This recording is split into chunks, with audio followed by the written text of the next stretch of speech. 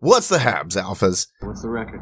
Thorny did 6, but I think you can do 10. 10? Starting right meow? In this video, you'll hear what's happening with the upcoming Utilitarian Habitations and Hangars, plus thoughts on paid hangar upgrades versus in-game costs. So hold position. Yeah, our future homes look believable, very Blade Runner-esque, and use universe, like in line with Firefly in the original Star Wars trilogy. Plus, these rental homes are brilliantly styled after real-life work and living spaces to give it a more immersive feel. Now, I don't know if you have had a chance to catch all the episodes because that concept art was shown back in July on ATV. Like Chris Roberts said, it's really cool to see the concept art come to life, and it really does match it quite well. So here, we see the concept art now rendered in 3D, and soon, you and I will be able to explore that space. And hey, in 3.4, there should be female playable characters, right? So theoretically, you could meet a lady on Hurston and be all like, hey, what are you doing after this? You want to Moby and chill back at my hub? Though I can't promise the lady in-game will actually be a lady in real life. She is probably he. Not that there's anything wrong with that, right? I'm just saying. If you made it this far into PC gaming, you know what I'm talking about. You know, I remember back in Vanilla WoW, like fighting our way into enemy territory, 40-player raid to fight our way into Stormwind. And as our comrades are falling, we finally made it into the tram for safety, those of us still alive. And we find a couple of dwarves cybering in the tram. Not that there's anything wrong with dwarves. You know, I'm just saying. But my ADD. Yeah, I tangent habitually. It's so cool to see the final artwork match the original concept so closely. So pretty psyched by that. Oh yeah, thanks for getting me back on track, CR. So work has also been done on the Utilitarian hangars. And they're beautiful. Breathtaking. However, they don't look anything like the Aero View or the Revel in your... Like, I thought we bought hangars and, like, they came with our ships, right? And then you can upgrade them? Remember these? In the RSI Pledge Store? So, is CIG planning on refunding anyone the money pledged to upgrade their hangars? And the credit can be used to choose from new, similarly priced items 2.0 hangars?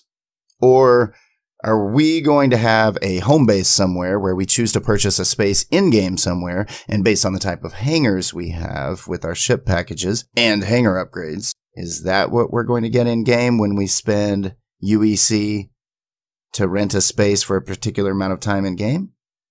Like, doesn't it seem odd that the Utilitarian hangars look absolutely nothing like the player hangars? I don't know. Tell us in the comments what you think CIG will do. What's this all about? And why are they different than the ones in our ship packages? Anyway, the lobbies to the Habs are beautiful. The Habs are beautiful. And here's the concept art from the train station. Here it is, what they have so far. It's going to be great. It's going to pull it all together. Our Habs and our hangars, and take a train to catch it from one to the other. But hey, on hangar decorations, what is this? One mask. So it seems like the atmosphere, everything I've seen, I don't know what that is. Everything I've seen, everybody has their helmets on. And look, atmospheric quality, respiratory protection. So have you noticed that it seems like everything, correct me if I'm wrong, they always have a helmet on, right? And even if they're outside of a city, boom, this dude has his helmet on. Maybe the atmosphere supports plant life, but it's not really breathable. So, man, this place is massive, Lorville. That's the outside of Lorville, what they have so far. Yeah, you have to wear your helmet, because if you happen to be outside with no helmet, you might be like Arnold in the original Total Recall. Think about what would happen to the people in Hurston. And there's ladies going to be in 3.4. So, what are these things for? One mask. Come on, Cohagen, you got what you want. Give these people air. Wear your helmet. Anyway, the place is going to be massive. So, if you look at it from the dev's point of view, huge, right? These are massive structures, and we're looking at it from far away. So you know, I'm excited to see the scale of this city and having to take a train to get back to your hab at night, or, you know, carry something from your hangar and take it on the train and take it all the way to your hab. It might be a pain, but it's kind of like real life. And they say that the hangars are going to be rentable with UEC as well as the habs. And based on demand, supply and demand, it depends on the price, right? So the more people that want to live there and the less availability, the more the price will be. In this episode, CIG showed us behind the scenes what they have to do to be able to get lights and on all the buildings and bring the city to life, both during the day and at night.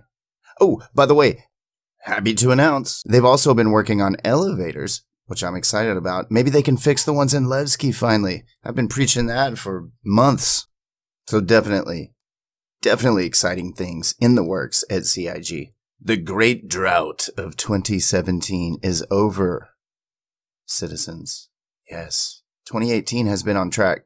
They have hit every quarterly patch. Yes, this one's going to be pushed back a little bit for CitizenCon, but that's just a few days, like 10 days, just there for CitizenCon. But check this out, chill pad. Yeah, the habitation ring will have, you know, commons area, and then it'll have a ring for folks to go back up to their own hab. And we'll have these Amazon.com boxes, or these Walmart site to store boxes that are cleverly thought through to where when the doors open, they don't accidentally hit a player.